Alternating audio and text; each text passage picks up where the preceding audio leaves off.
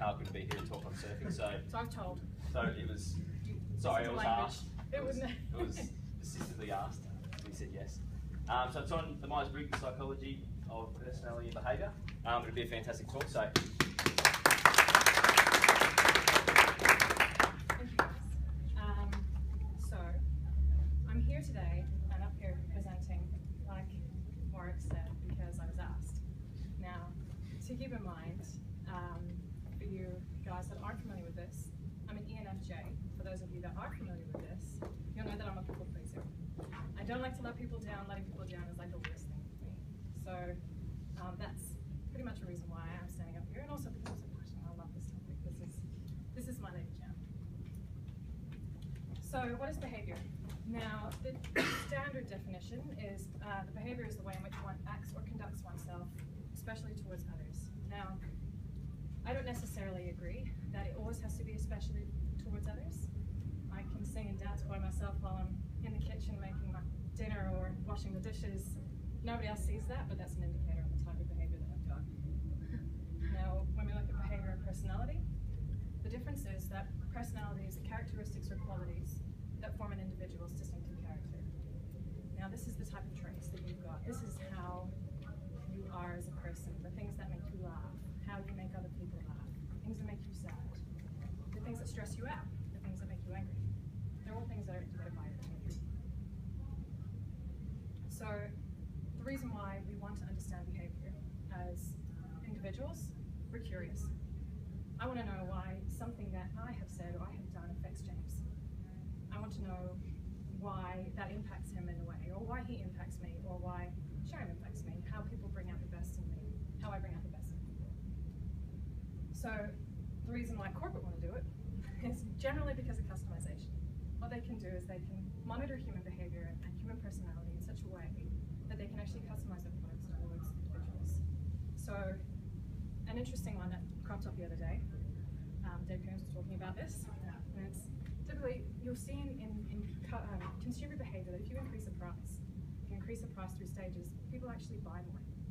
It's an urgency. There's something that happens with consumers when they see a straight line price, say something's $99, they see it goes up to $119 and they go, oh, crap, I missed out on a really good price. And all of a sudden it goes up to $129 and they go, oh no, I gotta buy it because it's just gonna go up again. And so all of a sudden you see this peak in consumer purchasing. So, you know, customization equals profit, understanding behavior, that equals profit. So there's a number of ways that we do this. So I should have really given a little bit more background about myself. I studied psychology and IT for 6 years. So there's a reason, obviously, why I'm quite passionate about this, why I'm quite passionate about consumer behavior particularly. But from a psychologist's point of view, obviously we use things like personality tests. We use things like observation behavior as well. So something that we used to do is that we used to go into kindergartens and crashes and we would observe children at certain points in their development. It was really interesting. And as I was actually reading today about the differences between where you are in your learning ability and where you are in your age. There's all these types of things that tie in with your personality as well and your upbringing too. So for organizations, again, they can do personality tests.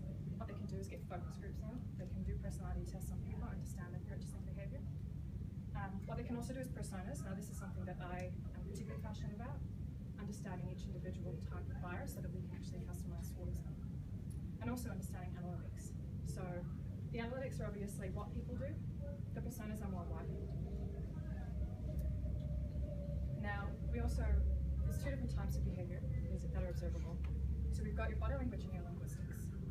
Now, body language is really fascinating, and I keep promising this, but I'm going to do a presentation that's just purely on body language, because I think it's a brilliant topic. So it's your non-verbals. It's the things that I am doing right now, the gestures that I'm doing. My hands are open because I want you guys to connect with me. I want you guys to understand me and connect with what it is that I'm saying. So there's an interesting thing, and a lot of interesting studies done on body language. If you actually adjust your own body behavior, you adjust your own body language, you can actually change the chemistry of your body, which can actually make you feel more confident. So standing shoulder width apart, hands open, I'm here in front of you all, it takes a lot of confidence to do that. And being able to do that actually helps my body chemistry and making me feel more confident as well. So linguistics, how we talk, what we say, the way we say it. It's inherently important for us, particularly in this industry where we've got people all over the world, and we've got even more people now, even further all over the world, Generally, that's through verbals. So picking up the phone, speaking to someone, saying, hey, this wasn't done, why not? Not, hey, you didn't do this, why not? We have to choose our language carefully. And the way we choose our language, using accusatory language or using even kind language, it is an indicator of how we communicate as human beings. And it actually makes people feel different things. It makes people react in different ways. So the other thing I want to talk about is nature versus nurture. It's a very small topic really, and I could probably go on for hours about this, but I won't. Basically, there's a theory in psychology that talks about our upbringing, whether or not our upbringing impacts our behavior, or whether or not we are born with it. Now, there's biological behaviors. So there's things like, there's also biological traits, things like our hair color, our eye color, our physical build. A lot of that is genetics, a lot of that is driven by our parents, the genes that we've come from. Now, there's also a lot of controversy in the media about this as well, about aggression genes. So someone who is a serial killer, have they been predisposed to this? Is it something that they grew up with, or was it actually something that they were just born with? Sexual preference, so the gauging, mysterious gauging. I don't know, I like the way I am, so can't control it. Core psychological behaviors. So these are things nurture. These are things that your parents instilled in you. Your upbringing helped you create. So your morals, the way you communicate, your ideas. Now, can these things change? Can your behavior change? Can your personality change? You know what, like, I think your personality can change. You can be swayed by the 5 closest people around you. I talked about this last time. There's a lot to say, there's a lot of research out there that says you are impacted significantly when you take on the physical gestures, the verbal, the linguistics that other people use by the 5 people that are closest to you. So that might be people that you work with, might be your partner, might be somebody that you live with at home. And you'll see and you'll notice over time that perhaps you use the same speech patterns as them, perhaps use the same physical gestures as they do as well. So I believe that there are behaviors and personalities that can change, but inherently your morals, the things that are instilled in you from a young age, are you. That's impossible to change.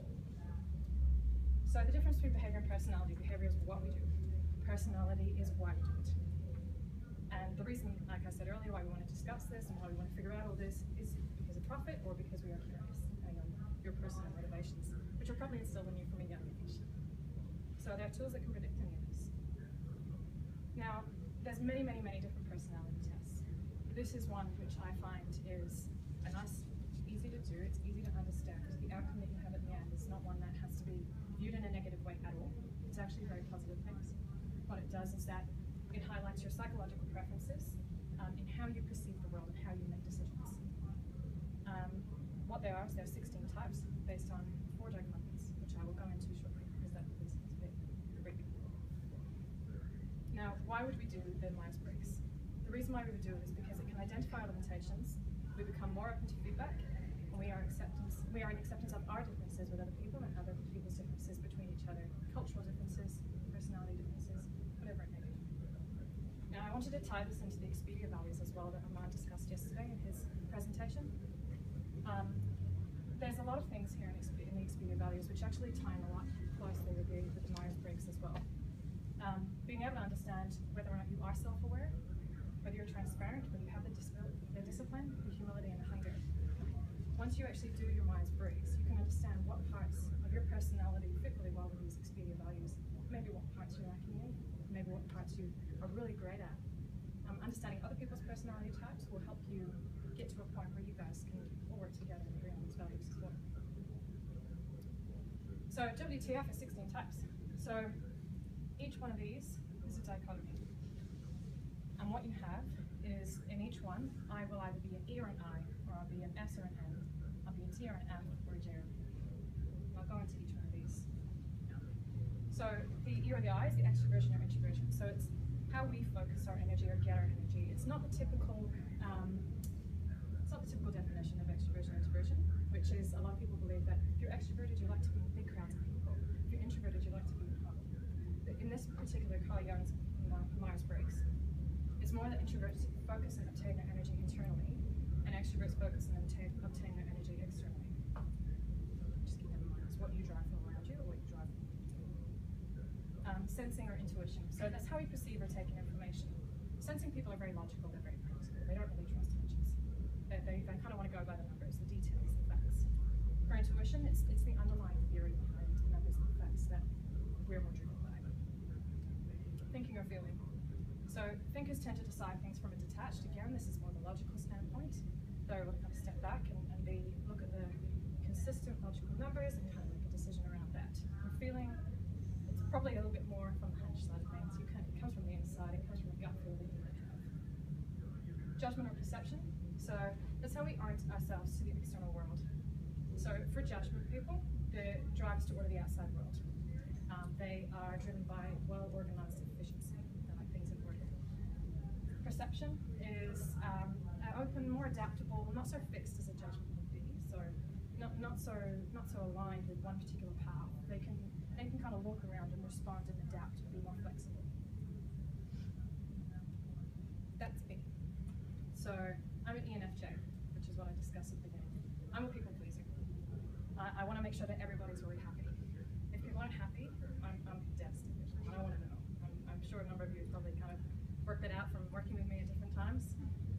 I'm very, not to be, I'm quite altruistic. I would put other people's needs before mine. And I can recognize that now from doing this. I couldn't recognize that before. There's no way I could put that into words. If somebody said to me, what drives you? I don't know, I like working with people, Whereas I can look at this now and go, well, actually, I'm really driven by other people's satisfaction. I want to grow people, I want people to lead, I want to help people learn. And obviously, the one thing that galls ENFJs is the idea of letting someone down. So I hate letting people down. The Simpsons, Briggs. Now, I have shamefully stolen this from the internet, but I think it's pretty cool.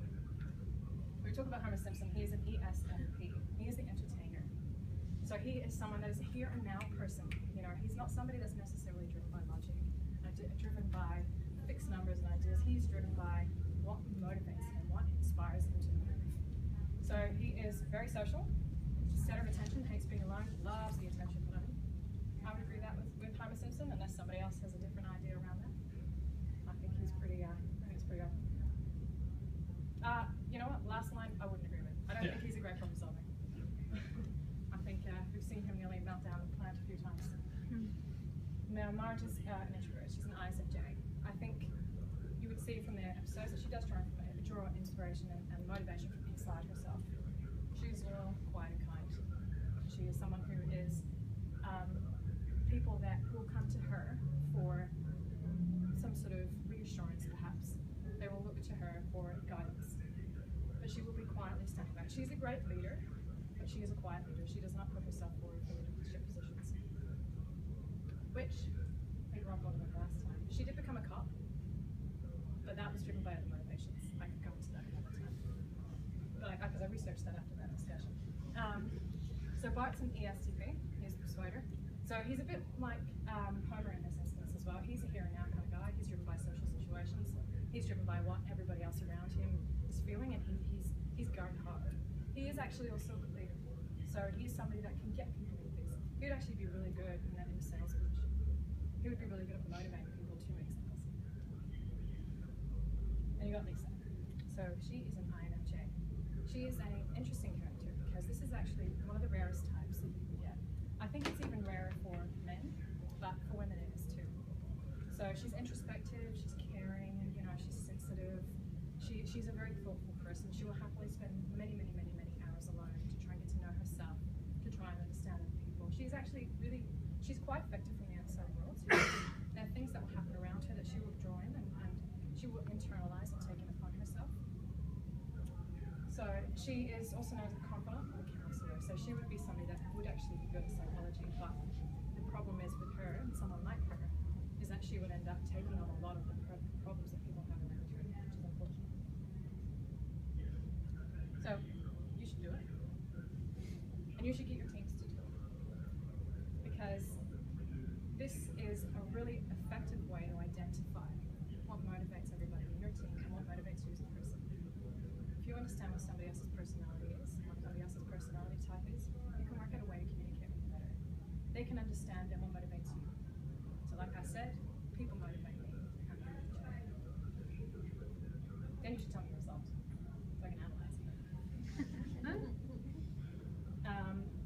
So to continue the summary, the behaviour is an expression of your personality. How you hold and how you act yourself, and how you are portraying yourself in the outside world, that's what people see. Your personality is how you communicate, how you talk, how you verbalize. That's what people hear from you. It's really, really important that your behaviour reflects what you feel as an individual. And this last line is equally as true. And I mentioned this earlier. You need to be able to understand, particularly in the work of God, between harm relationships, personal relationships, romantic relationships, and in work. You need to be able to truly understand what motivates other people. Understanding what motivates other people, understanding what the important things are to other people, understanding what is a driver for other people will help you work better and work with other people better. Perhaps you are coming up against, everybody butts heads. You're probably butting heads because somebody is an entirely different personality type to you.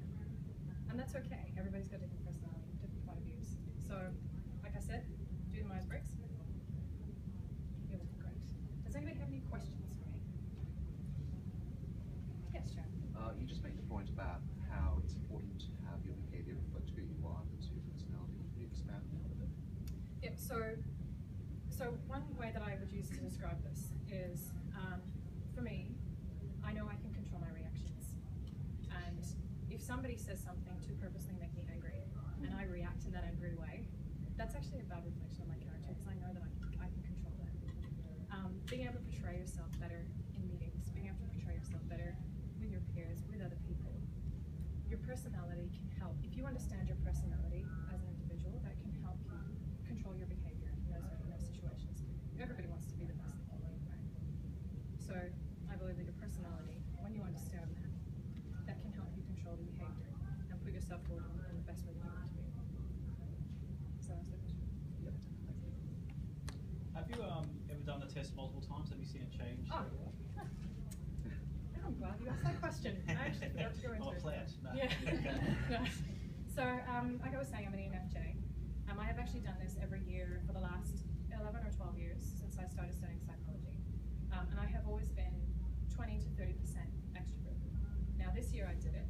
And I do it the same time every year. I try and do it around a time where I haven't had any massive, there's no births or deaths or something significant happening in my life. And I was actually a 1% E, which means I'm very much a borderline in I. I'm very much nearly a Lisa. And I think for an extreme change like that, something's probably happened. Either there's obviously everybody goes through something that can impact them, and they could have gone through something 6 months ago that's impacted them today. So people do change, and the percentages of these, when you do one of these tests, which I will email around to everyone, the percentages can change. Generally they change between 5 and 10%, but mine was, like I said, an extreme 30% drop down to an I, which was interesting for me. So I've got to do some research into that and understand it. But yeah, so I recommend that everybody does this once a year. Once you set a benchmark and you realize that you're the same or you're roughly within the same area, that once you realize that you're roughly in the same area, then you kind of have a consistent approach. You've got a benchmark to work with. So yeah, but they do change.